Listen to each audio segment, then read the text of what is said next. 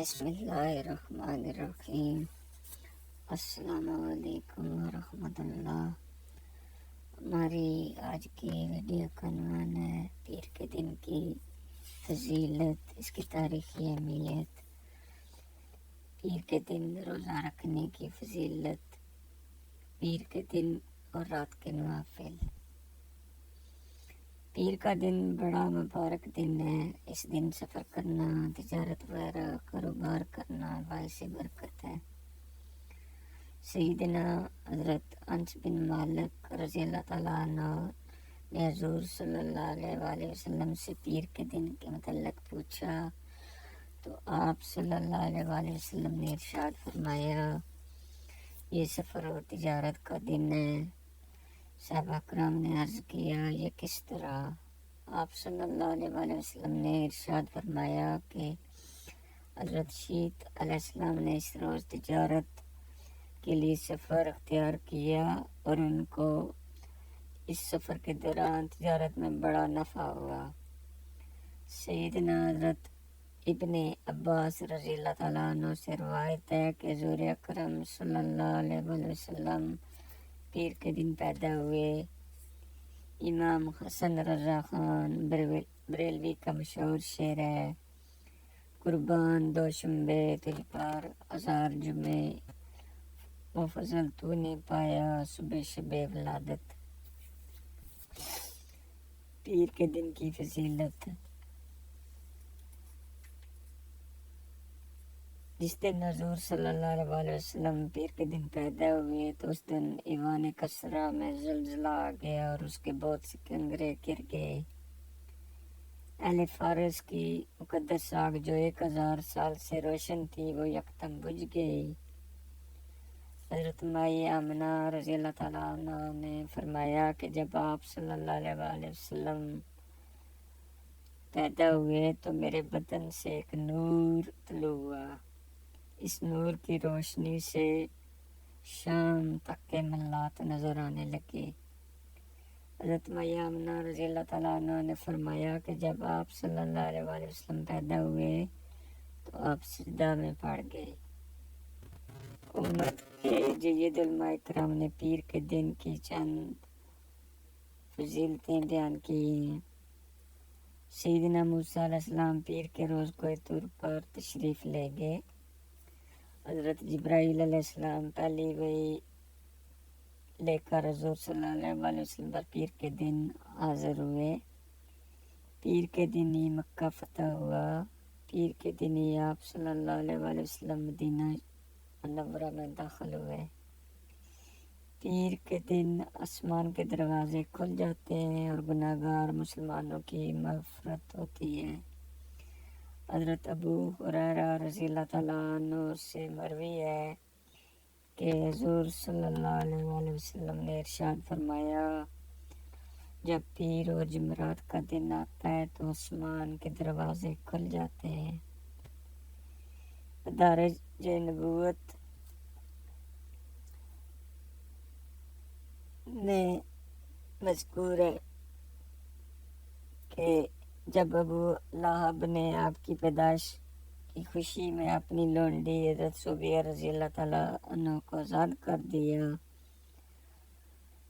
اور موت کے بعد ہر پیر کے دن ابو لہب پر قبر کا عذاب اس لیے اٹھا لیا جاتا ہے کیونکہ اس نے اس دن حضور صلی اللہ علیہ وآلہ وسلم کی پیدائش کی خوشی میں اپنی لونڈی کو آزاد کیا تھا۔ حضرت محمد صلی اللہ علیہ وآلہ وسلم حضرت مائی خدیجہ رضی اللہ تعالیٰ عنہ کا نکاح بھی پیر کے دن ہوا۔ خانہ کعبہ کی دوبارہ تعمیر کے موقع پر پیر کے دن ہی آپ صلی اللہ علیہ وآلہ وسلم کو حجر اسود کو اپنے مبارک ہاتھوں سے واپس اپنی جگہ نصب کرنے کا شرف بھی نصیب ہوا۔ حضرت قتادہ رضی اللہ تعالیٰ عنہ سے مروی ہے کہ آپ صلی اللہ علیہ وآلہ وسلم نے ارشاد فرمایا کہ آپ پیر کے دن پیدا ہوئے اور پیر کے دن ہی آپ کو پیغمبر بنایا گیا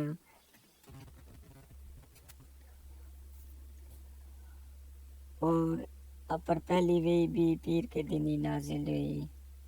آپ صلی اللہ علیہ وسلم نے پیر کے دن اس فانی دنیا سے کچھ کیا۔ پیر کے دن کو یہ فضیلت حاصل ہے کہ دنیا سے پردہ فرمانے کے لیے بھی حضور صلی اللہ علیہ وسلم کو پیر کا دن ہی نصیب ہوا۔ تمام اہل سیرت اس بات پر متفق ہیں کہ آپ کا وصال پیر کے دن ہوا۔ آخری لمحات میں حضرت جبرائیل علیہ السلام نے آ کر عرض کی کہ اگر آپ صلی اللہ علیہ وسلم اس بات میں خوش ہیں تو آپ کی وفات کے بعد آپ کے اللہ کے حکم سے آپ کا جسم جنت میں پہنچا دو۔ آپ صلی اللہ علیہ وسلم نے ارشاد فرمایا، نہیں، مجھے میری امت کے اندر رہنے دیں اور یہیں مجھے دفن کریں، میں اپنی قبر میں اپنی امت کے لیے استغفار کیا کروں گا۔ اب پیر اور جمعرات کے دن حضور صلی اللہ علیہ وسلم کی امت کے اعمال قبر شریف میں آپ کے سامنے پیش کیے جاتے ہیں۔ اگر امت کے گناہ زیادہ ہوں تو آپ صلی اللہ علیہ وسلم جناب الہی میں اپنی امت کی بخشش کے لیے دعا فرماتے ہیں، اور اگر امت کے اعمال نیک ہوں تو آپ صلی اللہ علیہ وسلم اس پر اللہ تعالیٰ کا شکر ادا کرتے ہیں۔ ام المومنین حضرت عائشہ فرماتی ہیں کہ جب روح مطہرہ آپ کے جسم سے نکلی تو ایسی خوشبو سونگھنے میں آئی کہ میں نے ہرگز ایسی خوشبو نہیں سونگھی تھی۔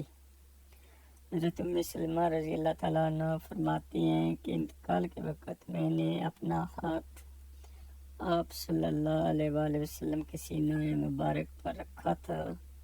کئی ہفتے گزرنے کے باوجود وہ خوشبو میرے ہاتھ سے نہیں گئی، حالانکہ اس دوران میں نے کھانا بھی کھایا اور کئی بار وضو بھی کیا۔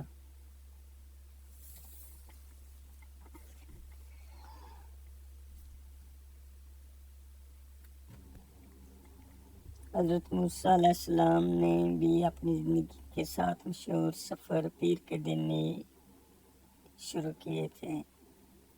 نبوت سے پہلے کے سفر۔ جب آپ اس دنیا میں تشریف لائے تو آپ کی والدہ ماجدہ نے فرعون کے خوف سے آپ کو دریا کے حوالے کر دیا۔ آپ کا دوسرا سفر اس وقت شروع ہوا جب آپ کے ہاتھوں ایک آدمی کا قتل ہو گیا اور آپ فرعون کی حکومت کے خوف سے مدین کی طرف سفر اختیار کیا۔ تیسری بار جب آپ اپنی زوجہ حضرت صفورہ کے ساتھ مصر کی طرف سفر کر رہے تھے تو راستے میں دوران سفر رات کے اندھیرے میں اپنا راستہ بھول گئے اور ایک روشناک کی طرف سفر شروع کیا۔ اس سفر کو سفر طلب بھی کہا جاتا ہے۔ نبوت ملنے کے بعد کے سفر۔ موسیٰ علیہ السلام کی قوم پر جب فرعون کے ظلم و ستم کے پہاڑ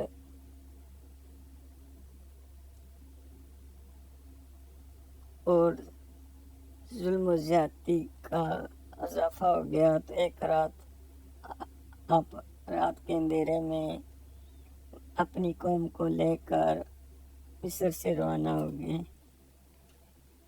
جب فرعون کے لشکر کو آپ کے مصر چھوڑنے کا علم ہوا تو انہوں نے آپ کا پیچھا کر کے آپ کو جا لیا۔ موسیٰ علیہ السلام نے اپنا عصا اپنے اللہ کے حکم سے دریا پر مارا تو دریا نے آپ کو اپنی قوم کے ساتھ دریا پار کرنے کا راستہ دے دیا اور آپ کی قوم خیریت دریا سے پار پہنچ گئی۔ لیکن وہی راستہ جب فرعون اور اس کی فوج نے اختیار کیا تو وہ اس میں غرق ہو گئے۔ دوسرا سفر آپ نے بروز پیر مصر سے شام کی طرف کیا۔ نبوت کے بعد تیسرا سفر آپ نے حضرت خضر علیہ السلام سے ملاقات کے لیے کیا، اور اس سفر کا تفصیلی احوال سورہ کہف میں بھی موجود ہے۔ آپ نے ایک سفر طور سینا کی طرف کیا اور آپ نے رب سے کلام فرمایا۔ پیر کے دن کا روزہ۔ حضرت ابو قتادہ رضی اللہ تعالیٰ عنہ نے حضور سے پیر کے روزے کے بارے میں دریافت کیا تو آپ نے کہا کہ پیر کے دن میری ولادت ہوئی، اسی دن مجھ پر وحی نازل ہوئی، اور پیر کے روز لوگوں کے اعمال بارگاہ خدا بندی میں پیش کیے جاتے ہیں، لہذا اس روز اللہ جل شانہ کو روزہ رکھنا بہت پسند ہوتا ہے۔ عائشہ رضی اللہ تعالیٰ عنہ فرماتی کہ حضور پیر اور جمعرات کو روزہ رکھا کرتے تھے۔ حضرت ابو ہریرہ سے مروی ہے کہ حضور صلی اللہ علیہ وسلم نے ارشاد فرمایا کہ پیر اور جمعرات کو ہمارے اعمال اللہ کے حضور پیش کیے جاتے ہیں، بس دوست رکھتا ہوں کہ جب میرے اعمال پیش ہوں تو میں روزہ دار ہوں۔ پیر کے دن کے نفل۔ حضرت جابر رضی اللہ تعالیٰ عنہ سے روایت ہے کہ پیر کے دن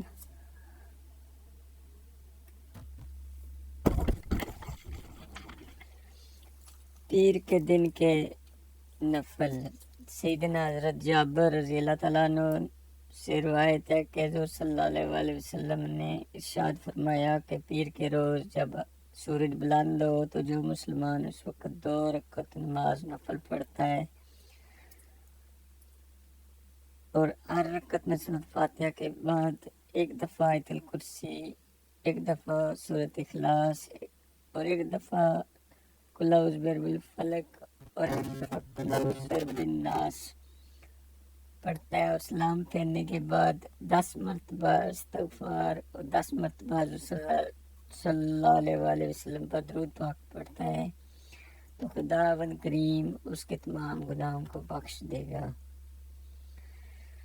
ثابت بنانی سیدنا انس بن مالک رضی اللہ تعالیٰ عنہ سے روایت کرتے ہیں کہ حضور صلی اللہ علیہ وسلم نے ارشاد فرمایا کہ اگر کوئی آدمی پیر کے دن 12 نفل نماز پڑھے اور ہر رکعت میں ایک دفعہ سورۃ فاتحہ اور ایک دفعہ آیت الکرسی پڑھے اور نماز سے فارغ ہو کر 12 مرتبہ قل هو اللہ احد پڑھے اور 12 مرتبہ استغفار پڑھے تو قیامت کے دن ایک صدا کرنے والا اس کو پکار کر کہے گا کہ فلاں ابن فلاں کہاں ہے، وہ حاضر بارگاہ الہی ہو اور اللہ تعالیٰ کی بارگاہ سے اپنے ثواب کا حصہ حاصل کرے۔ جب وہ شخص جس نے یہ نوافل پڑھے ہوں گے حاضر ہوگا تو اس کو 1000 بہشتی جوڑے دیے جائیں گے اور اس کے سر پر بزرگی کا تاج سجایا جائے گا اور پھر اسے کہا جائے گا کہ بہشت میں داخل ہو جاؤ۔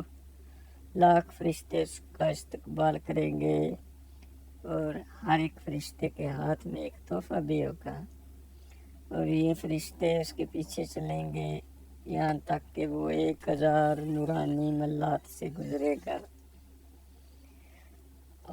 حوالہ حیال العلوم جلد 1 صفحہ 204 اور غنیات الطالبین جلد 1 صفحہ 140۔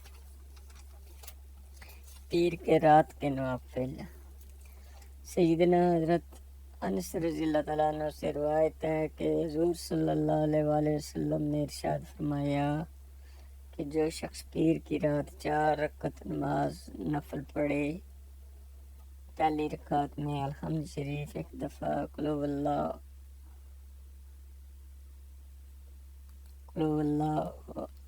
احد اللہ الصمد یعنی سورہ اخلاص 10 بار پڑھے اور دوسری رکعت میں الحمد شریف یعنی سورۃ فاتحہ کے بعد سورۃ اخلاص 20 بار پڑھے اور تیسری رکعت میں سورۃ فاتحہ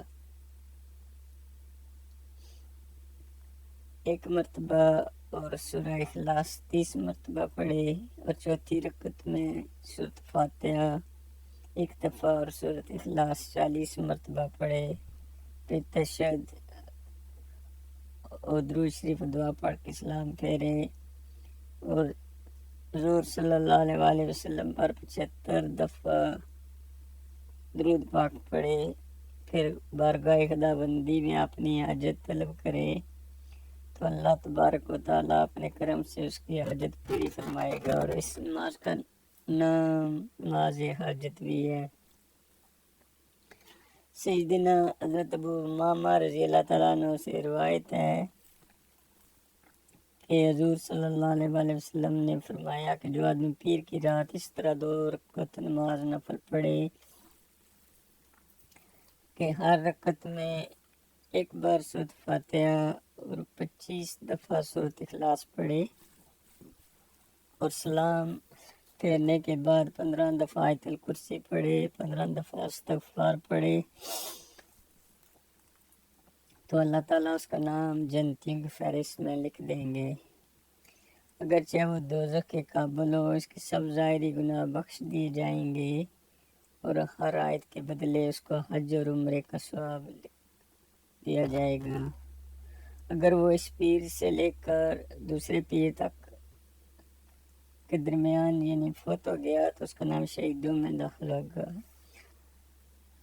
حوالہ حیال العلوم جلد 1 صفحہ 206، غنیات الطالبین جلد 2 صفحہ 143۔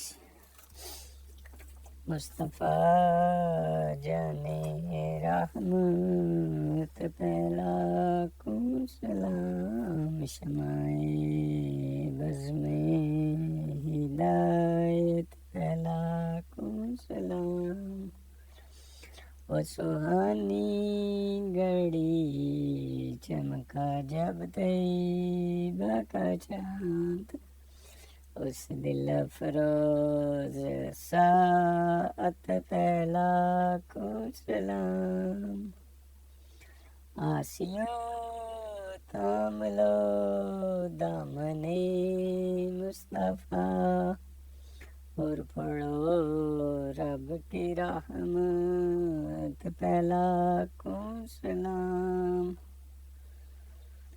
وہ ہمارے نبی ہمیں ان کے امتی تیری قسمت پہلا کو سلام، مصطفیٰ جانے رحمت پہلا کو سلام، ہم غریبوں کے آقا پہلے خد درود، پیروں کی ثروت پہلا کو سلام، مصطفیٰ جانے رحمت پہلا کو سلام، شمائے بز میں ہدایت پہلا کو سلام، ہم یہاں سے پکاریں آقا مدینے سنے، ہم یہاں سے پکاریں آقا مدینے سنے، یا الہی صدقہ رسول اسلام یا جانا قبول۔